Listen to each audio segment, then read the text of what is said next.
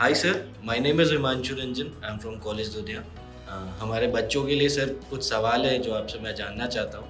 अपने busy schedule में हमें अपना थोड़ा सा वक्त देने के लिए धन्यवाद सर। थैंक्स।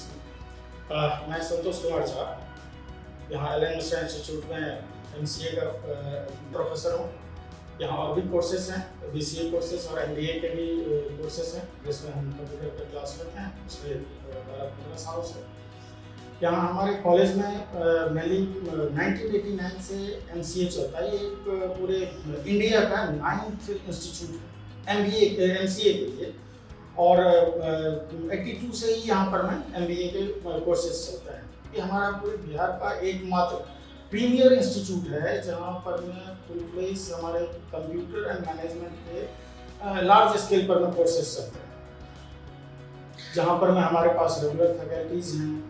एक बहुत बड़ा हमारे पास आईटी इंफ्रास्ट्रक्चर है, 250 कंप्यूटर्स हैं हमारे पास, एकदम i5 और i7 स्टैंडर्ड के सर्वर्स के साथ जुड़े हुए हैं, जहाँ पर मैं राउंड द क्लॉक स्टूडेंट को फ्रीडम है कि वो इंटरनेट, वाईफाई इन सबों के साथ अपने नॉलेज एंड स्किल को अपग्रेड करते हैं। हमारे इंस्टीट्यूट में स्टूडेंट के लिए बहुत ही बड़ा सा लाइब्रेरी है, एकदम अप टू डेट लाइब्रेरी आज के डेट में, जहाँ पर मैं नेशनल इंटरनेशनल जर्नल्स वगैरह सब कुछ उपलब्ध है। हमारे बच्चे में टॉप ग्रेडेड जो हमारे कंपनीज हैं इंडिया के, जैसे क्रिस,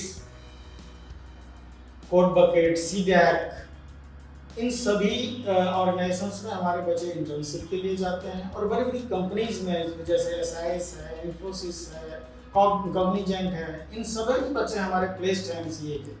ये हमारे इंस्टीट्यूट का एक खासियत है कि यहाँ पर मैं डेडिकेटेड फैकल्टी और एकदम 1-to-1 कम्युनिकेशन जो होती है बच्चों में, स्टूडेंट्स में और टीचर का, वो एक माहौल हम लोग यहाँ पर में बना के रखते हैं।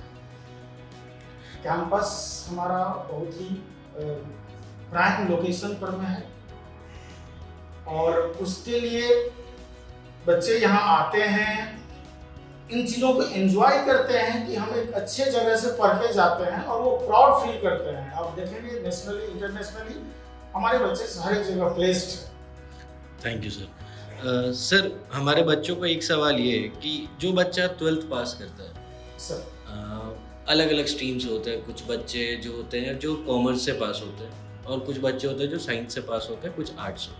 तो बीसीए एज अ सब्जेक्ट जब कोई बच्चा 12th के बाद चूज करता है तो उसमें होती क्या, बीसीए की पढ़ाई किस चीज़ के लिए होती है? ये आपने सही बहुत अच्छा क्वेश्चन किया। ये अक्सर स्टूडेंट को कंफ्यूजन रहता है कि हमें करना क्या है। बीसीए एक ऐसा कोर्स है जहाँ ये पहले से तय है कि उसमें mathematics as a subject intermediate में होगा। तो जो हमारे स्टूडेंट, जो बच्चे बीसीए करने के लिए आते हैं, +2 करने के बाद, इंटरमीडिएट करने के बाद लार्ज स्केल पर बच्चे का इंजीनियरिंग में एडमिशन नहीं हो पाता है। स्वाभाविक है कि सीट कम होने के कारण ऐसा। ये एक बहुत बड़ा सब्स्टिट्यूट है, और आज आप देखेंगे कि जॉब फील्ड में internationally, not I am talking about nationally, internationally computer and IT से बेहतर जॉब मार्केट और कोई नहीं है।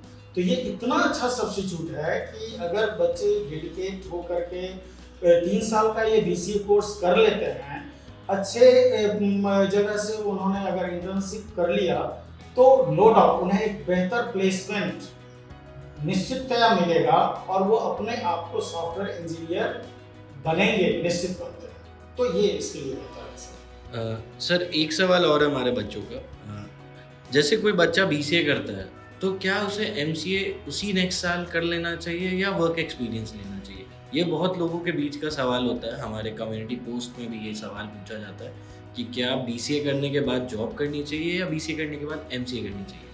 हाँ, ये भी बड़ा इंटेलिजेंट क्वेश्चन है। स्टूडेंट को रहता है इस बात की हिचकिचाहट। अगर बच्चे इस बात को थोड़ा टॉलरेट करते हैं कि उनके पास ये अफोर्ड कर सकते हैं, तो ये हमारा पर्सनल सजेशन है कि बीसीए के बाद उसी के साथ एमसीए कर लेना चाहिए, क्योंकि एक थोड़ा सा एक्सपीरियंस उनको मिल जाता है इंटर्नशिप में, जॉब का।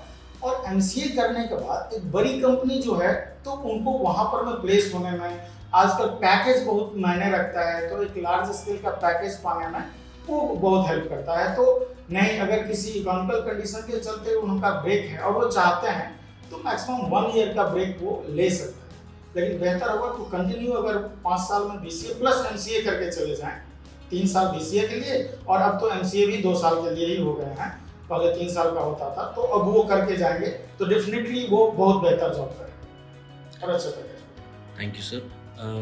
बीइंग अ टीचर सर, आपकी लाइफ बहुत हेक्टिक होगी, मैं मानता हूँ। आप सुबह उठते होगे, आपको बच्चों को पढ़ाना होता है, घर भी देखना होता है। तो सर, बीइंग अ टीचर आप बच्चों को कैसे मैनेज करते हो? मतलब सारे बच्चे एक जैसे तो होते नहीं हैं, सारे कुछ अच्छे होते हैं, कुछ मीडियम होते हैं, कुछ कोशिश करते हैं, कुछ बेसिकली इंटेलिजेंट होते हैं। सर, तो उन बच्चों को एक साथ कैसे रखते हो आप?